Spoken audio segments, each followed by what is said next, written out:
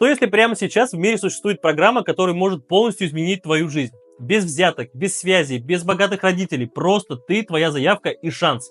Сегодня у нас в гостях Акбар, парень из Кыргызстана, который 3 года назад уехал учиться в Венгрию по стипендии. Он не только получил бесплатное образование, но и построил себе здесь новую жизнь с нуля, сам.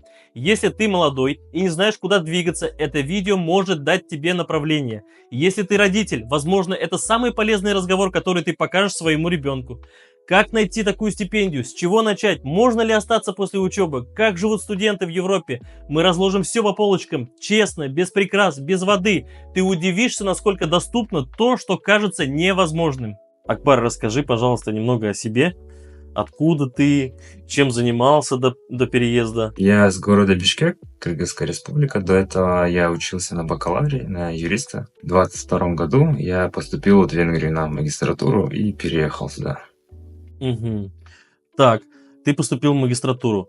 А скажи, откуда вообще у тебя эта мысль-то зародилась про «хочу учиться за границей»? На самом деле, наверное, от друзей, знакомых и в целом это интернет. И когда я вот открывал, допустим, тот же Инстаграм, я тут видел про возможности, и у меня всегда была мысль, почему я тоже так не сделаю. Почему я тоже не буду жить за границей? Да, почему бы нет? Почему не попробовать? Так, и с чего все началось? Набрал в Гугле бесплатную учебу за границей или как? На самом деле у меня достаточно много было среди знакомых, кто учился за рубежом. Я уже, в принципе, знал, какие есть программы. И на тот момент я уже знал, где я хочу. Ну, как я сначала посмотрел, какие условия у разных программ. Выбрал ту, которая больше всего мне понравилась. Посмотрел, когда дедлайны, когда начинается сбор документов, да, начало подачи заявок. И я уже все подготовил, ждал, когда все начнется, и подал. А ты узнал про стипендию Хунгарикум, получается, от знакомых? Да, от знакомых. В целом я так узнал, что есть какая-то возможность учиться в Венгрии. Потом я начал больше узнавать, читать, смотреть. И у нас, кстати, также само Министерство образования всегда публикует у себя на странице и потом на других тоже каких-то пабликах. Даже страна продвигает. А почему у нас такого не было, когда мы были студентами? Я вообще ничего такого не припомню. Даже странно. Я не просто так упомянул стипендию Хунгарикум, чтобы для всех было понятно. То есть ты как раз-таки по этой программе проходил, да? Ты по этой программе учился? Ага. Расскажи, пожалуйста, что это такое? Что за стипендия Хунгарикум? Стипендия Хунгарикум, получается, программа стипендиальная, которая, получается, выделяет правительство Венгрии, ну, финансируется на Евросоюзом. То есть Евросоюз, он таким образом вкладывает в развитие образования в различных европейских странах, и они, получается, дают деньги под определенные проекты. Венгрия написала проект стипендии Хунгарикум, получила финансирование, и таким образом оно делает разнообразное, да, такое... То есть разных студентов с разных стран привозят в свою страну, да. И основное условие, то есть, что основной плюс, да, то, что программа, то, что образование полностью бесплатное. Также они ежемесячно дают стипендию. Стипендия на самом деле такая небольшая, но все равно хватает на какие-то расходы. Покрывают они общежитие и дают, помимо общежития, 43 тысячи форинтов. Это примерно 100 евро в месяц. Вот, в Венгрии, конечно, на минимальное проживание с учетом того, что жилье бесплатно, надо где-то, наверное, 250 хотя бы евро. Вот, но параллельно можно работать, то есть официально в Венгрии разрешено студентам 30 часов работать. Ну, в любом случае, даже если как бы человек ставит на первое место учебу, все равно, я думаю, надо стажироваться. Я считаю, что одним из таких моментов учебы и стажировка тоже является таким очень важным моментом. И стажировка в Венгрии, кстати, ну, в целом, наверное, в Европе всегда оплачивается. Конкретно в Бишкеке там не всегда так. То есть они считают, что стажируешься, мы тебя обучаем, значит, тебе должно быть бесплатно. Потому что мы тратим свое время, чтобы тебя научить чему-то. А тут даже стажировка хорошо оплачивается. У нас в России тоже были студенты, у меня были однокурсники, которые, знаешь, типа, как это правильно называлось, типа, они контрактники или как-то такое, что, типа, за них, грубо говоря, их будущий работодатель оплачивал их образование. Слушай, а почему ты выбрал именно Венгрию? Какие еще вообще были варианты, кроме Венгрии? Кроме Венгрии, но я смотрел, более такой реальный был Италия. Почему Венгрия и Италия? Потому что это именно те страны, где покрывают все обучение. То есть не только контракт, допустим, есть еще Германия, там в основном на немецком, но можно и на английском тоже поступить и учиться на английском. Но там бесплатно такая учеба, да? Вот. Именно в Венгрии и в Италии там бесплатная учеба, еще и проживание. Еще и деньги дают на расходы, да, каждодневные. А в Венгрии еще и помимо учебы, каждодневных расходов, проживания, еще и визу оплачивают, медицинское страхование, то есть человека практически нет расходов лишних. Ну и учеба на английском. Если уж сейчас мы коснулись расходов, да, я немножко отойду от вообще сценария, который у меня был. И ты сказал, что все-таки существуют какие-то свои расходы, да? Какие это свои расходы? Да. На что ты потратился? Первый расход это на IELTS, то есть какие-то языковые тесты, у кого-то может TOEFL, вот там примерно около, в зависимости от языкового теста, это около $200 будет уходить на 10 евро. Вот, это перевод всех документов, апостиль, это тоже будет определенные какие-то суммы выходить в зависимости от страны, нотариусов и так далее. И все, в принципе. В сумме там не больше, чем 500, наверное, уйдет. Так, а на дорогу? У некоторых авиакомпаний есть скидки для студентов. Вот конкретно у Turkish есть где-то 10-20%, и там на дорогу... получилось так, что я купил билеты прямо впритык, так как я ждал визу, и купил я его за $600. В тот момент еще только война началась, и билеты они сильно подорожали. А так, если повезет, можно и за 200, за 300 купить. С чего начался твой путь? Вот ты захотел стипендию Хунгарикум, все, Венгрия. С чего ты начал? Первый это с языкового теста. То есть я сначала подготовился к IELTS, сдал его, взял результаты, и потом собрал документы. Документы там по мелочи, это то есть это аттестат школьный, это какие-то справка, семейная справка, это медицинское обследование надо пройти у семейного врача. И такое вот. Самое основное, наверное, это именно IELTS, языковой тест. Сколько IELTS, какой уровень достаточно? Зависит от программы и зависит от на бакалавр поступать или на магистратуру, но в целом самый низкий, который я видел, это 5,5. Но опять же, это так как это идет конкурс, то есть берут не всех, а определенное количество мест на страну, примерно около 200 мест на каждую страну, плюс-минус, где-то чуть больше, где-то меньше. И поэтому чем выше, тем лучше, конечно. Да, если у вас 5,5, там у всех остальных по 7, то, естественно, будут брать все около 7. Как в Канаде, если ты хочешь в Канаду иммигрировать, там тоже такая бальная система, возраст, IELTS, всякое такое. И здесь примерно то же самое, да. Я понимаю. С какими трудностями ты столкнулся в процессе подачи? Было такое, что непонятно, что они хотят, какой именно документ, допустим, с медицинскими документами. С ними было очень сложно, потому что в Венгрии есть определенные какие-то требования, то есть там надо представить в каком-то определенном формате, да, медицинские документы, еще и на английском, да, а у нас в странах там могут на английском, либо на русском. В большинстве медицинских учреждений у них есть свои какие-то форматы, да, и было немножко вот этот момент сложно объяснить им, показать. Но из-за того, что программа достаточно давно существует, есть некоторые врачи, которые уже в курсе, да, приходишь и говоришь, мне вот на стипендию за рубеж. Они такие, хорошо, где твоя форма? Они уже знают. Но в целом не все врачи знают, и приходится иногда объяснять, все показывать, просить. Они ищут, так как иногда некоторые врачи боятся там по какому-то другому формате это делать. А что самое важное в мотивационном письме по твоему опыту? Есть вообще мотивационное письмо? Именно сейчас, когда вот появилось ChatGPT, наверное, быть более искренним и писать самому. Потому что, я думаю, они все равно будут проверять, и даже человек, который просто даже читает, который поймет, да, что человек сам написал, абитуриент, или он использовал ChatGPT, соответственно, если он сам писал, то у него, наверное, будет больше шансов, я думаю. А что ты сам писал? Вот вспомнишь сейчас? Потому что я поступал на международные отношения, потому что я хочу быть мостом, да, между странами. Вот, и я это рассказал, показал, красиво все это сделал. И, видимо, моя история понравилась им. Круто. Слушай, ну да, это, мне кажется, важный момент, потому что важно отмечать какие-то моменты, которые нужно учесть обязательно. И вот Да. как ни странно, для западных стран мотивационное письмо — это довольно важная вещь. И она Мгм. важна даже в плане, когда ты подаешься на визу, что ты напишешь в этом мотивационном письме, то тоже может очень хорошо поменять ситуацию по визе. Какую тебе ее дадут? Дадут ее ровно по срокам или дадут немножко с запасом? Сильно ли вообще конкуренция вообще на стипендию? Ну, 200 человек на место, понятно. А есть примерное понимание статистики, сколько человек заявляются?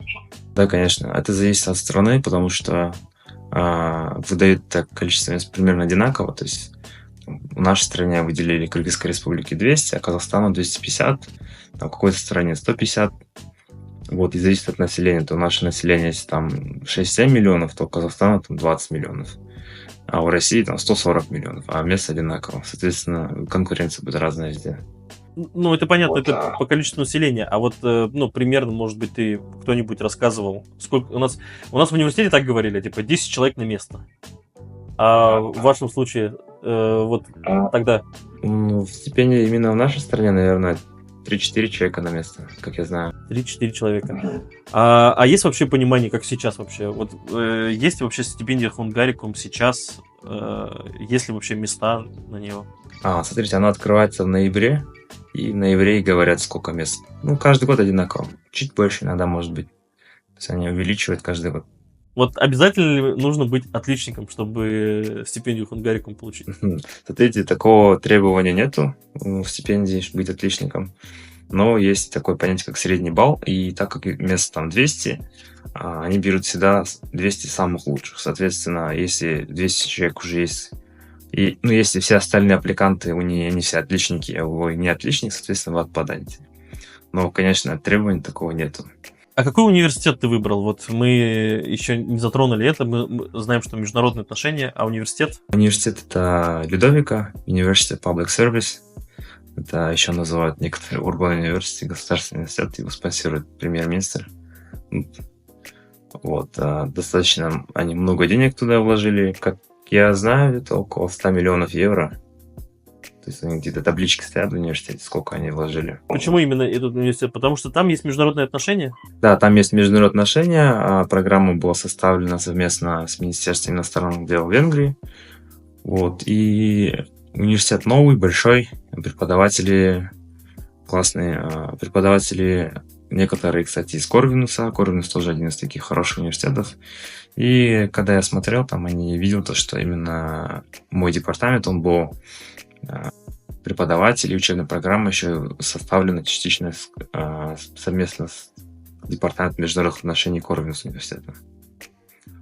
До этого он считался их именно департамент самым лучшим. Потом они его взяли Министерство иностранных дел, объединили, составили программу эту. И многие преподаватели у нас тоже это действующие дипломаты там, или бывшие дипломаты. Один из моих преподавателей и также мой тезис-адвайзер, то есть человек, с которым я писал свою дипломную, он был бывшим дипломатом Венгрии в США, он работал именно, представлял Венгрию в Конгрессе США. И вот очень такие крутые люди. Мне, честно говоря, что-то похвастаться даже нечем по своему университете. Не как тебе. А как проходит обучение? Какие предметы там преподают? Обучение происходит в небольших группах. У нас, допустим, на каждой группе ограничение стоит, то есть на каждом предмете. То есть если я хочу взять какой-то предмет, там всегда максимум 20 человек или 25 человек могут записаться. Вот. И, соответственно, когда учитесь в группах, тоже по 20-25 человек, иногда меньше. Обучение происходит достаточно интерактивно, то есть можно задавать вопросы, можно дискуссии делать, предметы разные есть, связанные с международными отношениями. Допустим, один из таких самых интересных предметов для меня был геополитика, geopolitics. Там был молодой преподаватель, и он прям очень все классно все рассказывал, все объяснял. И экзамен у нас был в виде игры. То есть у нас была игра, и эта игра была создана Пентагоном для обучения, получается, стратегов, да, то есть как вести международные какие-то стратегии, именно военные стратегии. И это была игра, там на полдня. Ее играть иногда целый день. То есть там все делятся по странам, делятся. И там надо вообще правила эти читать еще неделю. То есть он нам заранее за 2 недели скинул правила, там на кучу страниц, там чуть ли не 100 страниц. И это надо было все прочитать, запомнить и потом прийти.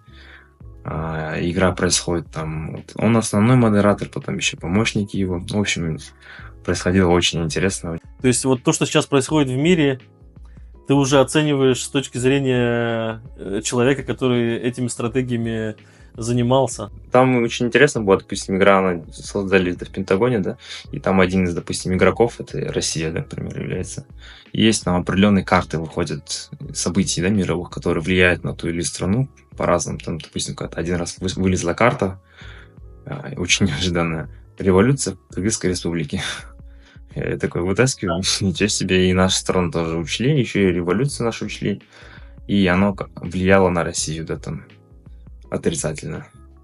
Я такой, неужели настолько, если это там...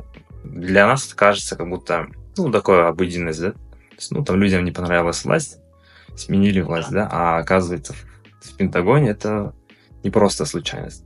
Геополитика это что-то очень большое, живучее, и все очень созависимо. Классно. Слушай, ну это очень, очень круто, да? Такого я еще я, честно говоря, никогда не слышал. Ты сказал выбрать предметы. В смысле выбрать предметы? То есть вот я в университете учился, я учился на инженера, у меня было строго материаловедение, там процессы пахты, всякое такое, там ТММы. У меня не было выбрать. А что, в Венгрии можно выбирать? Ну да, сейчас, наверное, мне кажется, во многих странах уже переходят на эту систему, болонскую систему, где можно выбирать предметы. Вот конкретно у нас было то, что каждый семестр открывается регистрация, то есть на осенний семестр открывается в августе, и вы можете сами составлять свое расписание предметов, какие предметы вы хотите, и менять свои, допустим, специализации. То есть, когда я поступал, у меня было международный, просто назывался International Relations, а под конец учебы у меня было International Economic Relations, из-за того, что у меня были много предметов именно по economics. Интересно. А насколько вообще тяжело учиться? Еще и на английском? Ну, кстати, интересный момент. Мне кажется, это индивидуально. То есть, так как вы можете все сами выбирать, вы можете ничего не выбирать, и вам будет легко, а вы можете все выбрать, и вам будет тяжело. И в этом плане, мне кажется, ну, как конструктор. То есть, то, что вы хотите. Вот, если хотите, допустим, некоторые студенты, они, допустим, еще и растягивают свою учебу там на 2-3 года. То есть у меня учеба, она там рекомендована на 2 года. Вот, а если у меня один одногруппник, он ее растил на 3 года. Соответственно, если вы растягиваете на 3 года и особо предметов лишних не выбираете, то вам будет легко. Как это можно растянуть? То есть, типа, просто не прийти на учебу, на месяц взять отпуск или что? Или как это вообще работает? Просто не выбирать уроки. То есть там, допустим, чтобы закончить университет, вам нужно определенное количество кредитов закрыть, то есть определенное количество пар. И, соответственно, ну, они могут быть любые, да? То есть там каждая пара имеет свой вес, то есть определенное количество. Соответственно, вы можете, допустим, каждый семестр там по 5-6 пар брать, а можете по 2-3 пары брать. Соответственно, вот свое минимальное требование для завершения учебы можете там, ну, через 4 года закрыть, да, можете через 2 года закрыть. А насколько можно растянуть? Сколько хотите. Ну, подожди, а как же стипендия Хунгарикум? Она что, вот так и будет растягиваться? То есть ты 10 лет учишься, и 10 лет Венгрии за тебя платят? Нет, по стипендии там есть определенные условия, максимально можно на 2 семестра растянуть. Но именно по стипендии, чтобы они одобрили, надо какую-то причину предоставить. Они могут не одобрить, и тогда придется за свой счет даже 1 семестр продлевать. То есть нельзя сказать, там, мне было лень учиться, я не хочу. Как вообще относятся преподаватели к иностранным студентам? Кстати, абсолютно нормально, абсолютно хорошо. И они, наоборот, очень хорошо, классно, отзывчиво относятся, всегда помогают. Вот. И наоборот, кстати, идут навстречу иностранцам, потому что они понимают, что они из других стран, тяжело, ну как, относительно. Слушай, мне кажется, были какие-то специальные активности, которые делали преподаватели. Вот я уверен, что что-то подобное было. Часто, кстати, в игровом режиме проходили. Допустим, еще один раз у нас была пара, где пригласили человека из посольства США. И вот она пришла и тоже провела такую вот интересную игру тоже. Я вот часто слышу США. Э, США каким-то образом спонсирует эти университеты? Вроде нет. Как я знаю, нет. Это спонсируется Евросоюзом, все. Но у нас так вот получилось. И у преподавателя у меня была пара American Studies, и преподаватель, он тоже по обмену приехал к нам в универ с California State University. Тоже вот преподавал. А кто, из каких стран, вот кроме еще США? Ну вот Венгры, США были, был один венгр, но он отучился в Италии, был также, откуда был, из Украины был человек, вот, которые у меня были. Ты успел отучиться и в Кыргызстане, и в Венгрии. Чем отличается система образования в Венгрии от Кыргызстана? Ну вот у нас, кстати, более такая советская система, она такие, в принципе, особо и не менялась. И она вот такой более, на мой взгляд, деревянная, да, какое-то. То есть оно, какие-то они правила установили, и все. Ты не можешь ничего поменять, не повлиять, просто стоит и все. То же самое преподавание преподавателей. Ну да, только они обучают. А здесь оно более гибкое. То есть я могу сам выбирать предметы, которые мне больше нравятся. Могу свое расписание дня ставить. То есть у меня все пары шли с понедельника по среду, да. И все в 3 дня поставил. И те же уроки, да, то есть с преподавателем можно там, дискуссии, да, устраивать, можно как-то преподавателем общаться. И также экзамены, допустим, у нас по всем предметам были как минимум 5 дат. То есть я могу выбирать, когда я буду сдавать экзамены. И возможность пересдавать, там можно 3 раза этот экзамен пересдавать. В течение одного семестра, да. Потом даже если провалил, можно в следующем семестре его сдать. 3 плюса и 3 минуса обучения в Венгрии. Ну, с плюсов, наверное, первое – это гибкость, то есть можно что пары выбирать, то есть именно в плане расписаний, экзамены, да, и так далее. Гибкость преподавателей именно в обучении, подходе в обучении. Также из плюсов, допустим, такой международный формат, да, то есть очень много международных студентов, международных преподавателей разных стран. И также из плюсов то, что очень много такого внеучебных активностей. То есть очень много конференций, да, происходит, очень много гостей приглашают. То есть, допустим, моя учеба в университете это не просто было пары и все, да, то есть у меня идут пары там с 8 до 2, потом у меня начинается там, практически каждый день есть какие-то лекции гостевые, какие-то приходят, какой-то дипломат приходит, какой-то гость приходит, какой-то там бывший президент какой-то страны там приходит, еще что-то необычное происходит всегда, да, или там просто какие-то мероприятия с студентами проходят, всегда что-то есть, да, какие-то стажировки, возможности для стажировок, либо приходят там, устраивают карьерные ивенты, да, то есть приходят с разных компаний, предлагают стажировки у них. А минусы? Минусов? Возможно, кстати, из минусов. Тоже хороший вопрос. Иногда чувствуется, как будто, не так много внимания, возможно. То есть из-за того, что у тебя все гибкое, везде у тебя, допустим, на разных парах абсолютно разные люди.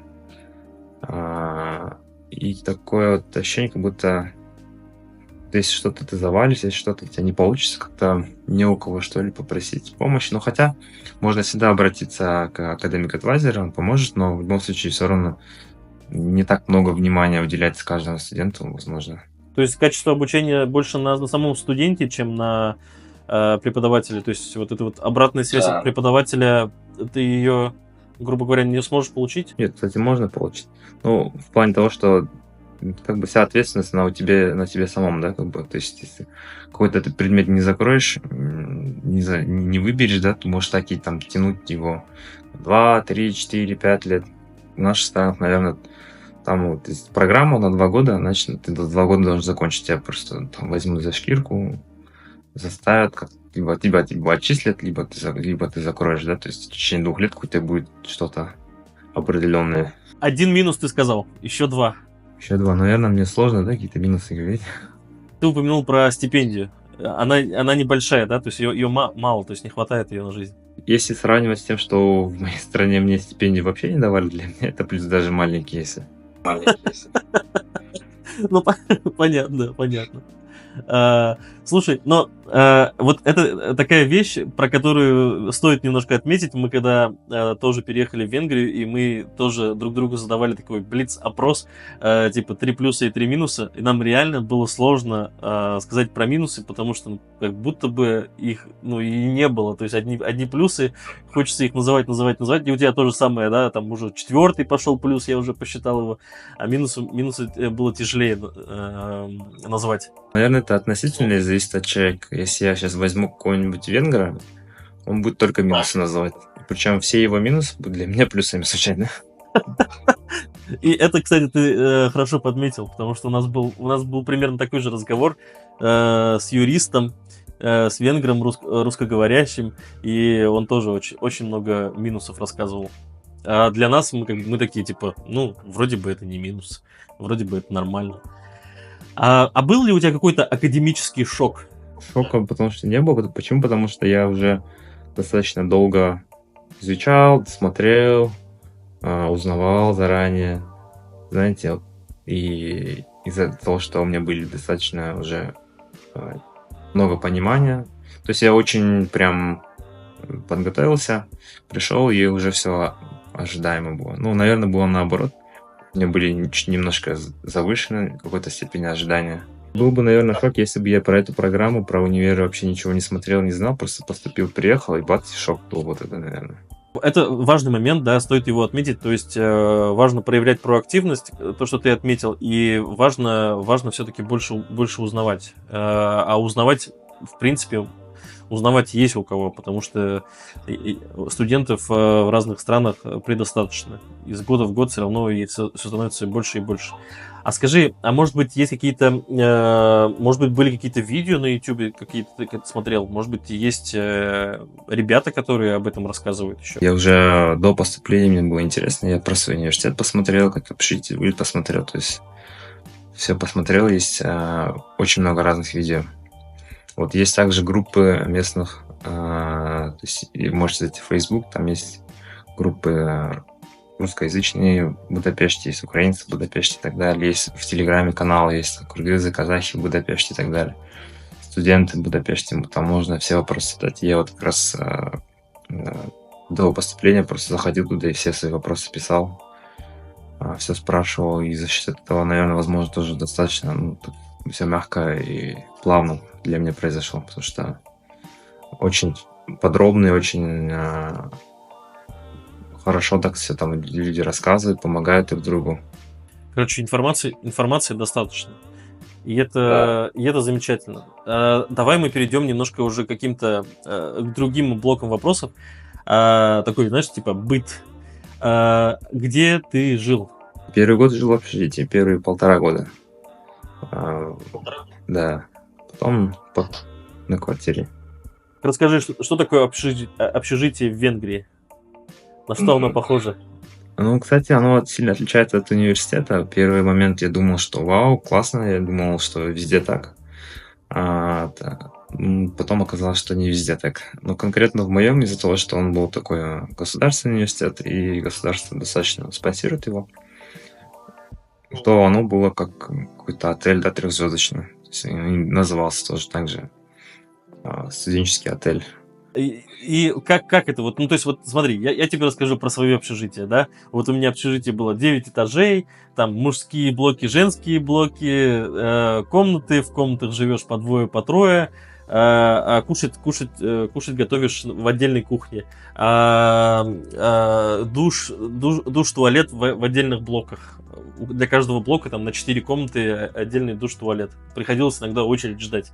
А как это в Венгрии?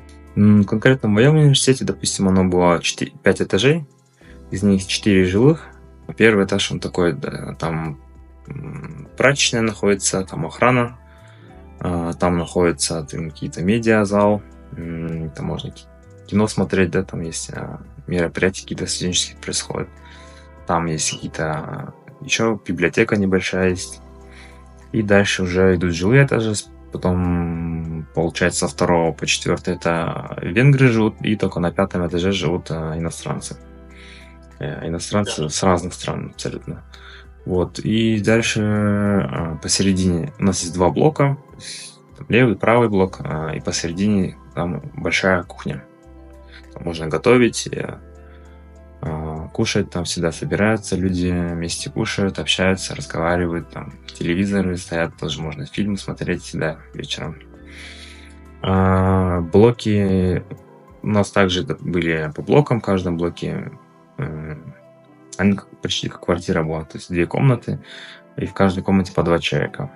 Вот. Но не все комнаты такие были. Были, которые один блок на двоих. То есть 2 человека живут, там у них свой душ, свой туалет, у них все, что у них есть. Ну, все, что нужно, все есть. А были, которые на одного человека. Но на одного человека это для преподавателей было. Вот. Для 2 людей это для PhD, иногда для магистрантов. Вот. А так в основном жили, получается, в блоках по 4 человека, то есть 2 комнаты, в каждой по 2 человека. И у них есть коридор. В коридоре там есть шкафы, там также есть холодильник, микроволновка. Там дальше еще 2 комнаты. В одной комнате там ванна, в другой туалет. Несколько раковин прям внутри блока. Ну, почти как 2-комнатная квартира. Все, что необходимо, все было. Я еще раз затрону стипендию. Я все-таки хочу вот докопать, грубо говоря. Не нужны суммы. Вот ее на повседневную жизнь хватает, стипендии? Честно говоря, нет. Ну, с натяжкой разве что. И если жить в общежитии, тогда, может быть, можно.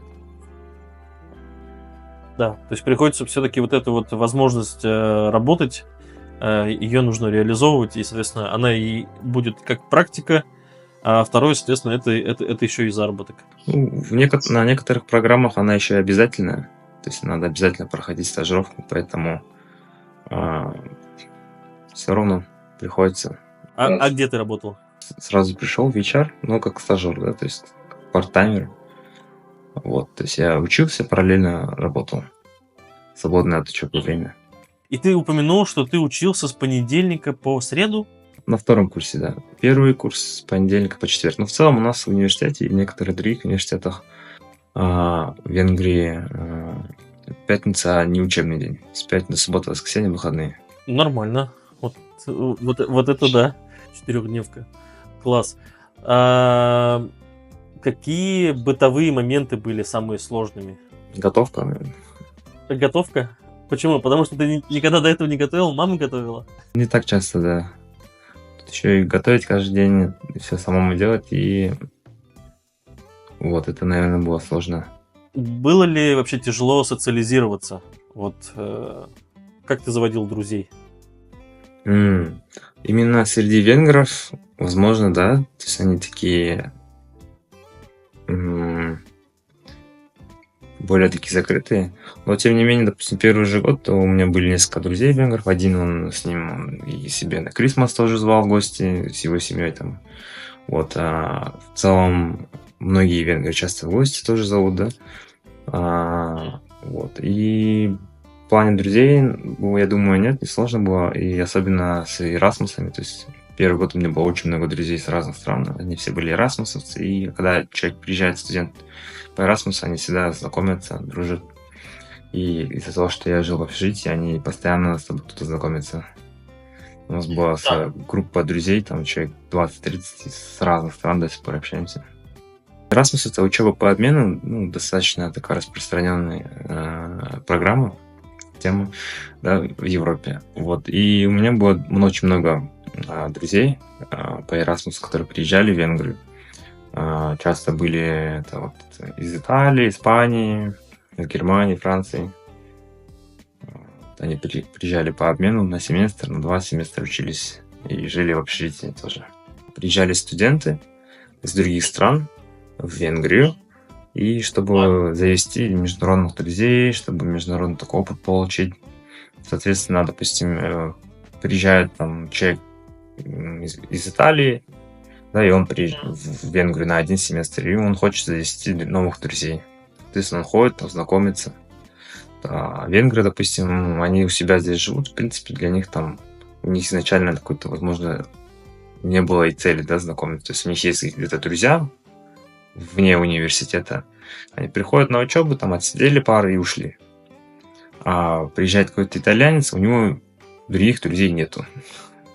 То есть он приходит в университет, после университета он сидит, все, друзей никого нет, естественно, он вдалеке от дома. И он тоже ходит, выходит, там, с другими людьми знакомится, да, там, в общежитии, либо на парах. Соответственно, это именно программа Erasmus, она заставляет, да, людей знакомиться, находить новых друзей и постоянно куда-то какие-то программы, да, устраивать совместные. Слушай, а вот чисто теоретически, была ли у тебя возможность, например, как-то Erasmus, типа, и, не знаю, отучиться семестр в Италии? Нет, по программе нет. То есть стипендия Хунгарикум, оно не разрешает получать какие-то еще другие стипендии, помимо ее. Я не могу одновременно и на стипендию Хунгарикум, и на Erasmus. Ну, как я знаю, были ребята, которые на последнем семестре просто отказывались от стипендии Хунгарикум и ездили по Erasmus. Тут их классный лайфхак. Надо запомнить. Ты сказал про, что венгры более, закрытые? Да. Но в то же время тебя приглашали на Крисмас. Да. Это получается, ты уже вошел в зону их доверия? Да. То есть, если вы с ними познакомитесь, войдете в зону доверия, да, начинают приглашать, тоже знакомиться, общаться. Ну, не так часто, да. То есть, и в целом, допустим, зависит от какого-то других Erasmus, допустим, друзей гораздо проще, гораздо быстрее, легче, чем с венграми. А путешествовал по Европе? Конечно. Побывал почти везде, во многих странах, наверное. В Австрии, Чехии, Бельгии, в Италии, Франции.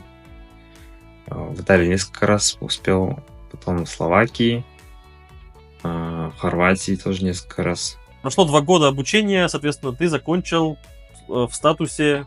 Masters in International Relations, то есть эксперт in International Relations. И со специализацией экономики. Да.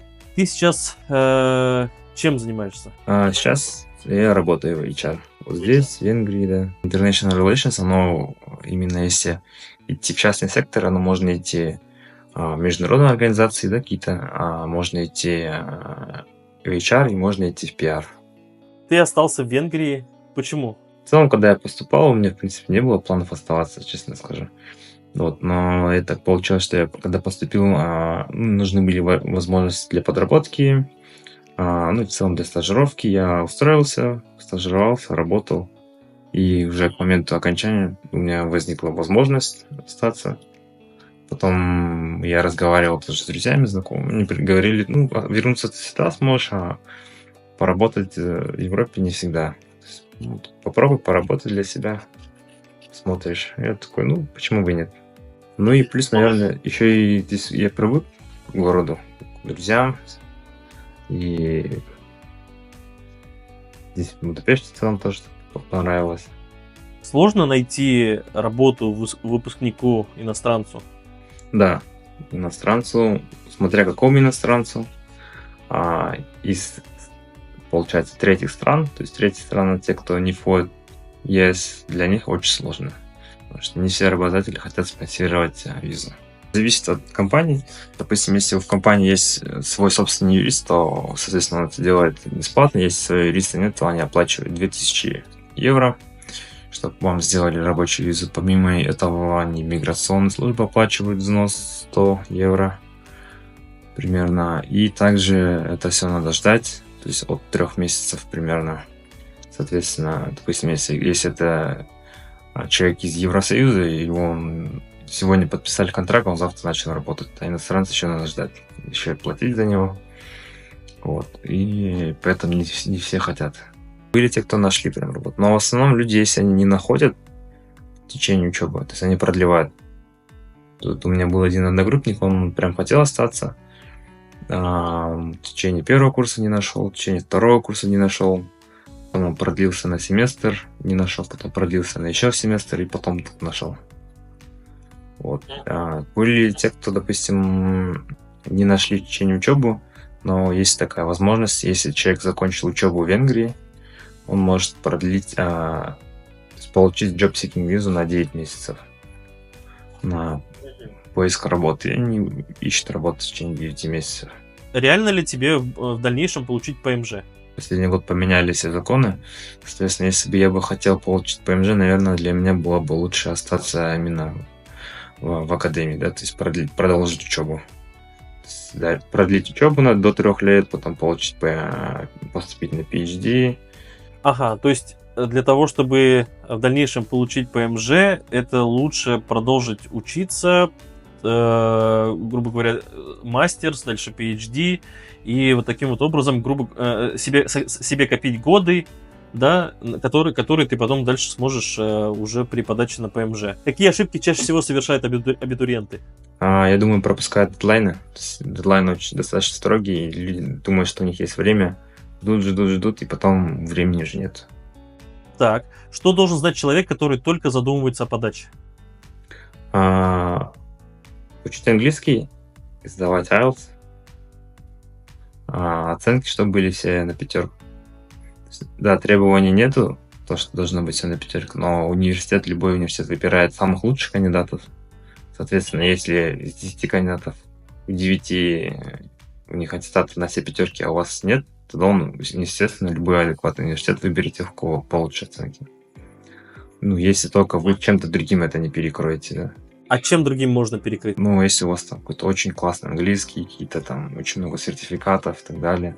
Но чаще всего человек, который учится на все 5, у него в том числе будет еще и английский тоже будет на высокий балл, и у него в том числе и будут и сертификаты тоже. Сертификат на какое-то дополнительное обучение или на какие-то, не знаю, типа дипломы, может? Да, какие-то дополнительные обучения, какие-то программы, волонтерство. Если человек учился в школе на 5, то, скорее всего, у него есть сертификат, есть и английский у него есть, соответственно, надо стараться, чтобы во всех сферах у человека было все самое лучшее, да, то есть везде самый лучший английский, самые лучшие оценки, самые лучшие сертификаты. Твоя самая большая победа за эти 3 года? Наверное, то, что я путешествовал по Европе, по миру. Ну, возможно, для кого-то не победа, но для меня было. То есть я посмотрел какие-то страны, мир, людей.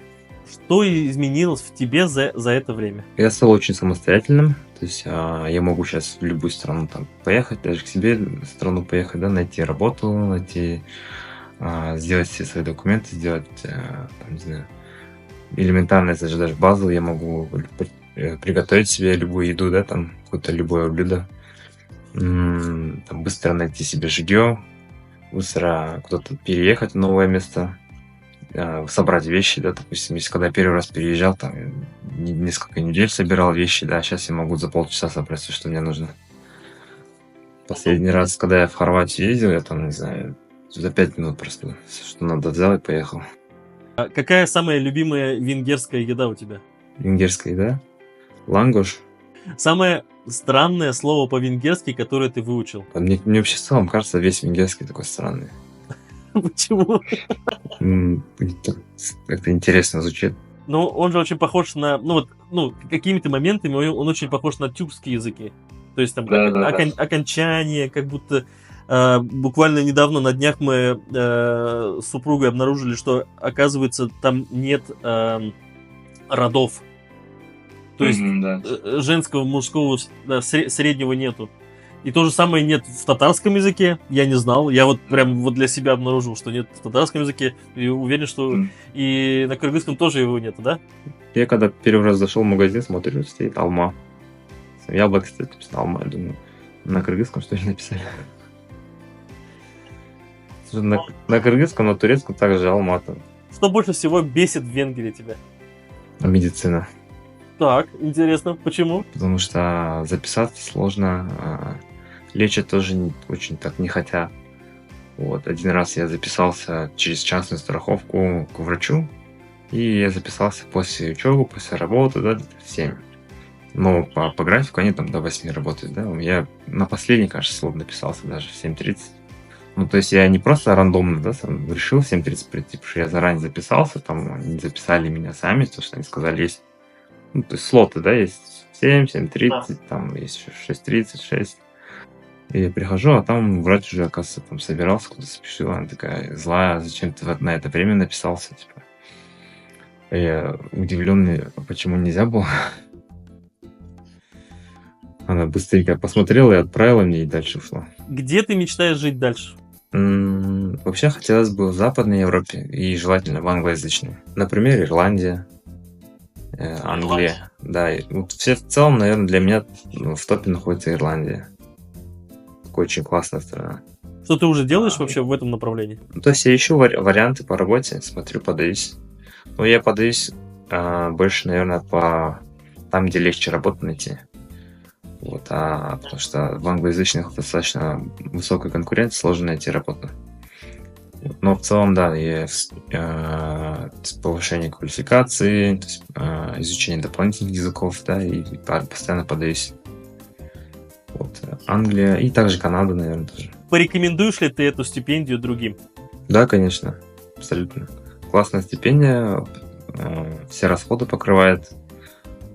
Я думаю, что это для многих была бы отличная возможность учиться за рубежом.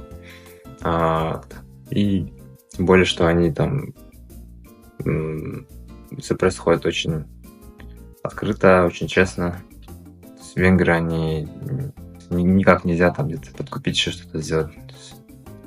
Все будет гладко, да, проходить человек. Если, допустим, человек действительно уверен в своих навыках, и он действительно знает, что он учился на пятерке, что у него есть высокий уровень английского, что у него все пучком, да, то есть он может уверенно податься и уверенно знать, что он пройдет.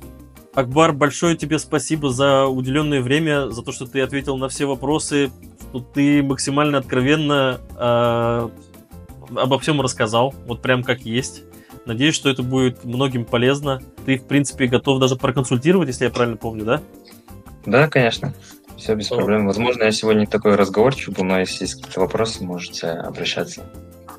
Супер. То есть, если вам хочется проконсультироваться, задать Акбару вопросы, то мы смело поделимся контактами, и Акбар вам подскажет по всем отдельным моментам, которые мы не проговорили.